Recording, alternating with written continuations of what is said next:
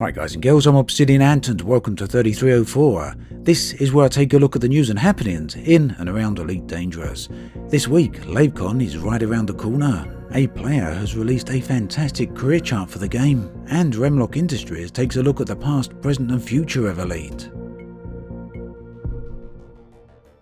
Elite Dangerous has often been accused of not having all that much content. And my response to that has always been that the amount of content itself is not so much an issue, rather it's how we get to engage with that content. For many, the problem is that the content itself or access to it can be rather obscure or otherwise locked away. Now Commander Cohen Leth has come to the assistance here and put together a fantastic chart that highlights the various careers that are available within Elite Dangerous, and there are indeed many of them. Now you can see some of it on the chart right here in this video, and the chart includes careers such as prospecting, starport repair, xeno combat, and numerous variations on PvP. In fact, the chart lists a total of 58 in-game careers. Some of them, to be honest, do seem to be a bit of a stretch, but for the vast majority, the chart is very valid. In terms of in-game careers then, it does two things very well. The chart shows the full potential of Elite Dangerous and the diversity of its gameplay. Paradoxically, many of these careers lack true in-game descriptions or guidance, therefore leaving players a little out of the loop and unaware that they even exist, so the chart here then should be very useful for many players. Additionally, the chart has a nice section on out-of-game careers.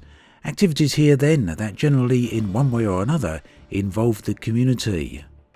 So the charts are certainly very much worth a look at. You can see a link to the full high-resolution chart in the video description below. Do take a look. Lavecon, the unofficial Elite Dangerous fan convention, is right around the corner. Set in England, the two-day event is set to open its doors on the 9th of June. As usual, there will be a number of Frontier staff and developers in attendance, and they will once again be putting on a panel and taking questions and comments from the community. These are usually very interesting and certainly worthwhile, and sometimes they even contain new details or information.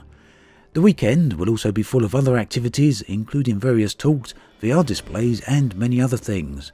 There are still tickets available if you're interested in attending, and you can find all the details in the link below. There's nothing quite like fan concept art to really make things look visually impressive. Redditor DMC Rules has made this really nice image of a Corvette landing on a rocky world. Now the great thing about this image is just how well it conveys the sheer size of the Corvette. It's often easy to forget that these ships are larger than a football field, so seeing the impact the ship has on the planetary surface then is a really nice visual clue or reference to what's actually going on. And you can find both the original image as well as the Reddit thread in the video description.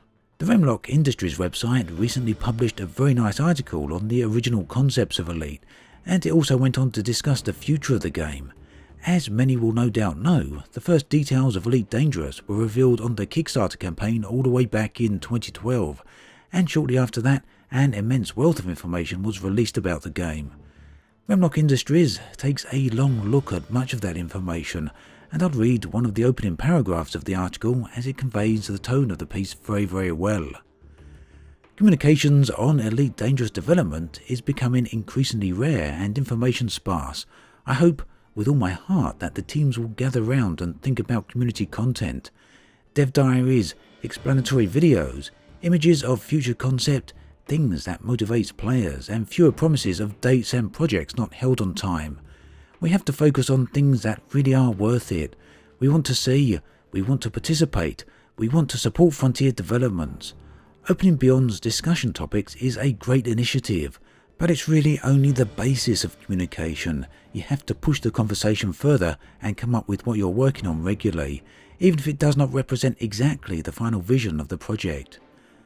So the article goes on to discuss things such as planetary landings, EVA, multiple ship generators, and many other things besides. Within the article you can also find some old concept art and videos that you may not have seen. One very interesting one I noticed was a character in low G or 0G inside the cockpit of a ship. And that particular clip comes from all the way back in 2013. A link to the full article can be found in the video description. Strange Worlds is probably the best Elite Dangerous exploration series on YouTube, full stop. Currently, sitting at over 20 episodes, the series charts friends Zack and Skoomer as they go on their adventures across the galaxy. The series features some truly amazing footage and some really nice dialogue. The new episode is due very soon, so do keep an eye out for that. Meanwhile, if you've never seen an episode, then I do recommend you take a look, and you know where you can find the link. That then brings us to the end of this episode of 3304. As always, thanks for watching, and I'll catch you guys and girls next time.